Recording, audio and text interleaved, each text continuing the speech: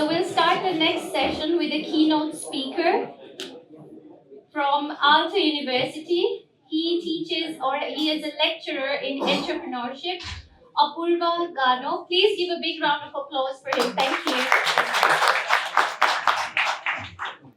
Okay. So thank you for having me here. And I would like to actually start by taking you back in time, and more specifically taking you back roughly 15 years ago. And this is a real situation. So roughly 15 years ago on the coast of Chile, so in South America, there was a tsunami earthquake that devastated mostly fishing villages on the coast in South America.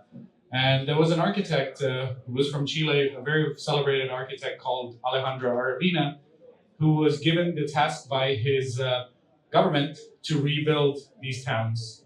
There was a budget, but the budget couldn't include everything.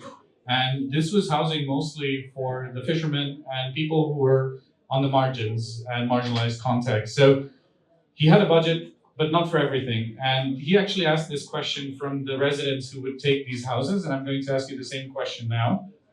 So in the houses, there was budget for one thing, either a bathtub or a water heater. So there was no budget to have both. And so I'm going to ask you the same question now. How many of you think they chose the water heater? Okay. And how many of you think they chose the bathtub? Okay, so the majority of you think that they chose the water heater. The answer was that 99% of them chose the bathtub, but maybe not for the reasons we think of, because there were two reasons. First of all, the water heater was a luxury they couldn't afford. It was like having an expensive car sitting in the garage, because to run a water heater, you need electricity or diesel, both of which are expensive. And the bathtub, yes, it can be an option for luxury after a long day, but a bathtub can also be a water tank. And especially in the aftermath of an earthquake, the bathtub was more as a storage for water than actually being used as a bathtub. And I wanted to start with this example because I think it talks a little bit about the idea of empathy. And I think Slush actually a few years ago put it very well, is that the bottom line is that people don't care about the problems that don't concern them directly.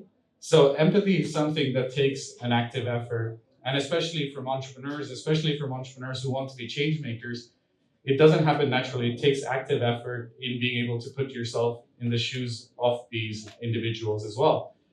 But if you're able to do so, there are also a lot of opportunities to tap into different customer segments as well. And related to empathy is something that one of the professors, Adam Grant, talks about, is that when we're listening to people, we should listen to them not because we agree with what they're saying, but we should listen to them because we're impressed by how they think. So the idea is that intellectual loyalty is you're listening to me because I'm on the stage and there's a power kind of a distance, or you're listening to me because I'm the teacher, but not actually listening to what I have to say or how I'm actually coming up with what I have to say. Intellectual integrity is that you're actually convinced by my arguments, and that's why you're listening to me. So the main message being, of course, the key to growth is being able to change our minds as well. And that brings me to the first thing that we notice with best entrepreneurs is a sense of curiosity. And this curiosity is best described as a genuine interest in learning more about the world and how it works, but without prejudice. And related to curiosity, it also means that you're constantly asking a lot of questions and constantly trying to learn new things. But again, the questions that you're asking come from a place of curiosity and not from a place of judgment. So this is a great book, by the way, if you're interested, called The Signal and the Noise, where Nate Silver talks about the fact that the best innovators are able to think on multiple levels. So they're able to think very big and very small. And sometimes the best ideas that we're able to get come from the ability to think in our most abstract and philosophical ways, and basically questioning why is the world the way it is. And so as a researcher and as a faculty member at Aalto, what we're trying to do is, of course, understand how do entrepreneurs think, feel, and act. And my next set of slides will basically be walking through the key things that we've identified both through research and through talking to different entrepreneurs and what we think are the crucial skills. And the best thing is these are not skills that are specific to any single individual. These are skills that can also be taught, and these are skills that can be learned as well. And so, for example, whenever I've had the opportunity to talk to various different entrepreneurs, including Ilkka Paananen, CEO of Supercell, the best thing that keeps coming across is a great sense of self-awareness. And by self-awareness, I don't mean the idea of meditating and trying to find yourself. Self-awareness here means two simple things. It's how well do you actually know yourself, what you want, and more the second part, which many people don't realize is also related to self-awareness, is how well do you think how well are you able to understand how others perceive you as well. And this is something we've noticed with the best entrepreneurs is that they have a great sense of self-awareness, because the entrepreneurial path is not something that's easy. It's not an easy way to get rich. So taking this path requires a great level of understanding of who you are and why are you pursuing what you're trying to pursue as well. And then the other thing related to these elements of self-awareness are three other characteristics that we see. First is this idea of bias towards action, this idea that they have to take action to be able to solve these problems. Another thing that we've also identified with a lot of entrepreneurs is they're great team players, actually.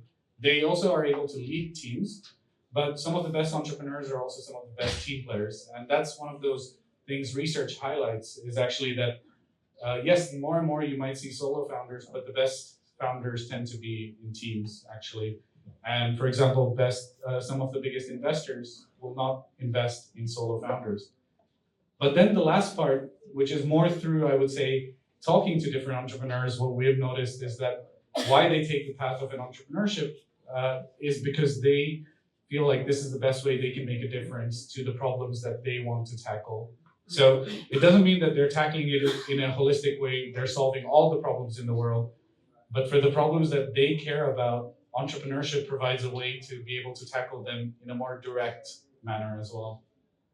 And I think in Aalto, we've been very lucky to see the results of this as well, because in the last year, for example, 8 of the Forbes 30 under 30 in Europe were from our university. And I think that also highlights another thing about entrepreneurship and about being curious and having empathy, is that there's no age limit. You don't have to be too young or too old to be able to make a difference. But being a researcher, I also wanted to bring up a paper that I find very interesting, and there have been other examples of this. So this paper, written a couple of years ago, talks about the idea of underdogs and one-hit wonders. And they go into examples from the hockey industry, and more specifically, hockey for children. And what they were able to find in the data is that actually children, when they play hockey, in Canada specifically, you are separated by calendar year.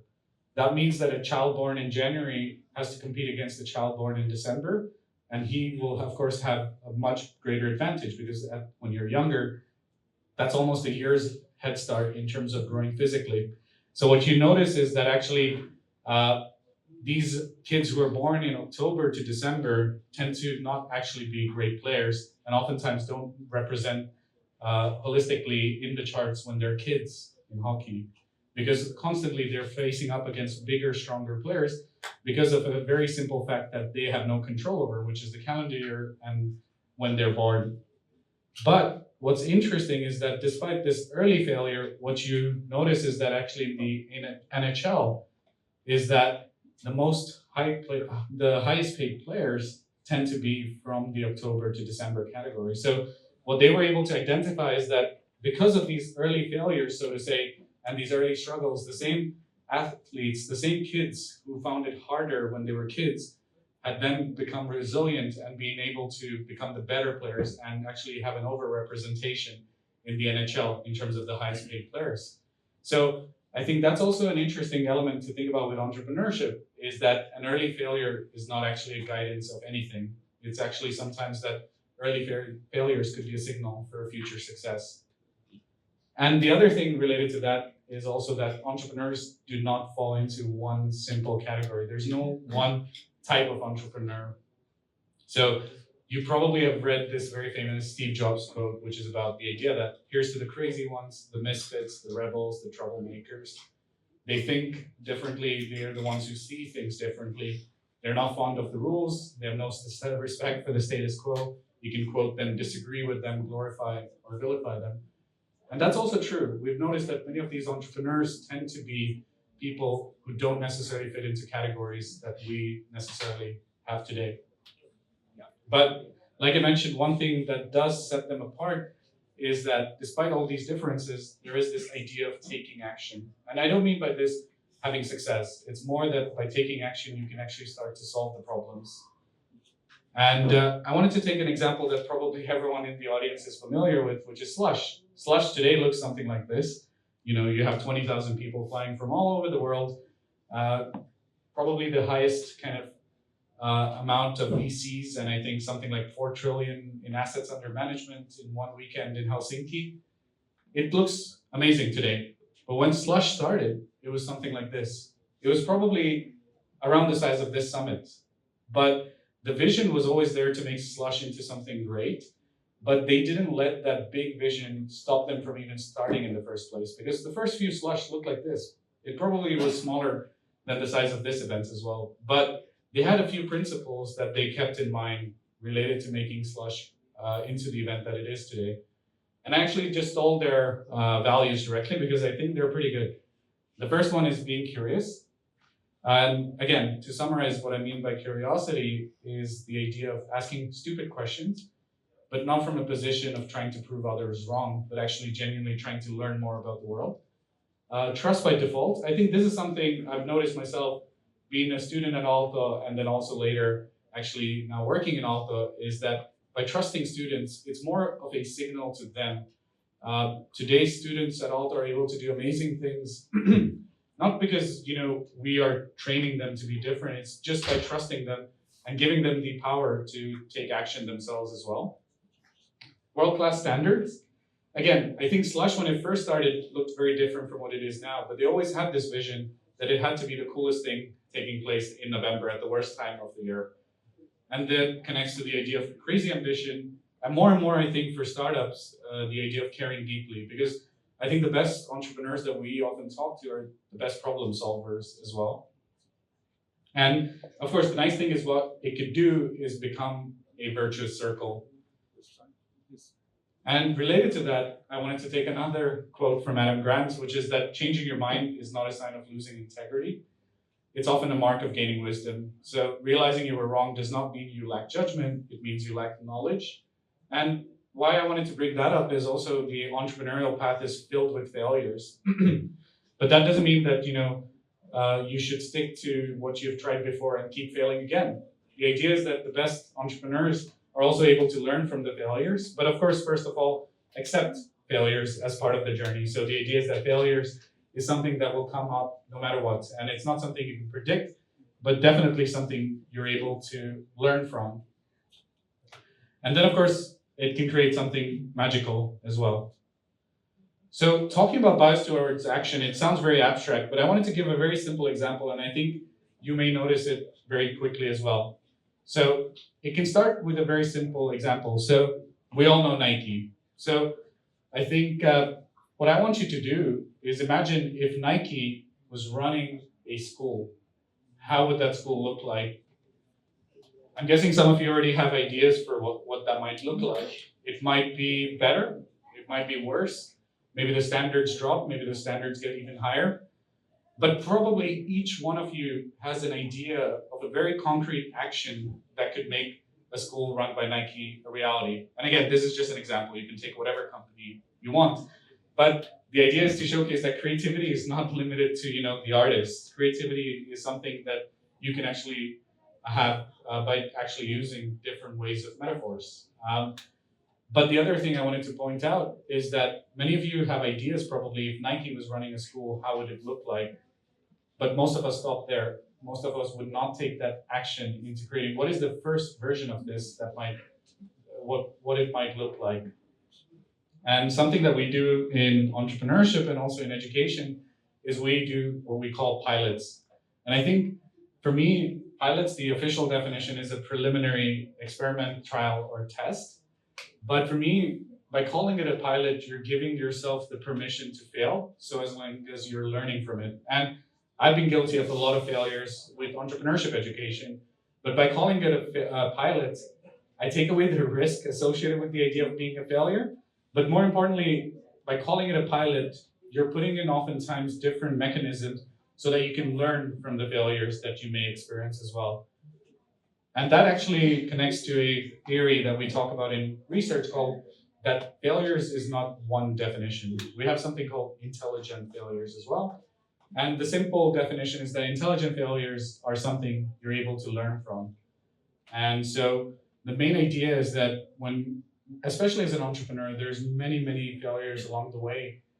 They don't have to be fatal as long as you can learn from them. So to sum up, I think there are 4 key characteristics that we often notice with the best entrepreneurs. First and foremost is the idea of curiosity. Secondly, self-awareness, in the sense of knowing who they are, what they value, what are their strengths and weaknesses, and how do others perceive them. The third element is the bias towards action, which is the idea that you get started. You can have extremely high visions, and even if things don't work out the way you see them, you've still taken that effort and you've still taken that first step, because that's literally what most people stop at, is they think a lot, but they never act. So this idea of bias towards action is probably the biggest factor we've noticed with a lot of entrepreneurs. And then, of course, the last part is also something that we tell our students, which is the idea of accepting of intelligent failures. So, like I said, the best way to describe it is that failures are only failures if you didn't learn anything from it. And so why do we need entrepreneurs in our society today? I think the answer is pretty simple.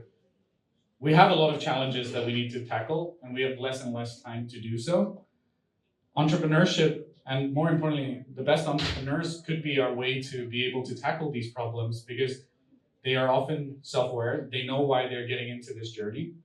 They are curious about the world, so they're willing to learn from their mistakes. They're willing to change their mind when they're wrong. They're able to work with others. Entrepreneurship, believe it or not, most oftentimes is a team game. Even if you're a solo founder, you're still working with people. And then, of course, the idea of bias towards action, because doing something towards tackling the problem is still making one step progress at a time. And then, of course, the other parts that I mentioned, which is the idea of accepting of failures, because tackling the global challenges in the world is not an easy step. But if you're willing to accept that failures will be part of the journey, we will at least get a bit closer to solving those problems. And related to that, I wanted to end with the quote. So I first presented the first half of Steve Jobs' quote, but I think the best part is the second half, where he talks about that you don't have to, you can disagree with them, you can quote them, glorify or vilify them, but the only thing you can't do is ignore them, because they change things. They push the human race forward. And whilst many of them might see them as the crazy ones, we see genius. Because the people who are crazy enough to think that they can change the world are the ones who do. So, thank you. I think we can agree that entrepreneurship is not about product or service, it's about the drive and the mindset.